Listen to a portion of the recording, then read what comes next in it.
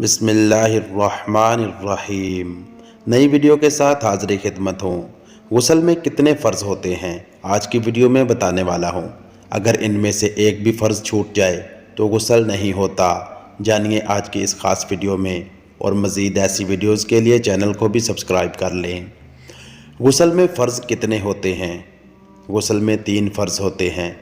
अगर इनमें से एक में भी कमी हुई तो गुस्ल नहीं होता। नंबर 1, मुंह भरकर कुल्ली करना कि होंठ से हलक की जड़ तक, दाढ़ों के पीछे, गालों की तह में और दांतों की जड़ और खिड़कियों में हर जगह पानी बह जाए। नंबर 2, नाक में पानी चढ़ाना ताकि दोनों नथनों का जहां तक नरम हिस्सा है धुल जाए। बाल बराबर जगह भी धुलने से ना रहे वरना गुस्ल नहीं होगा।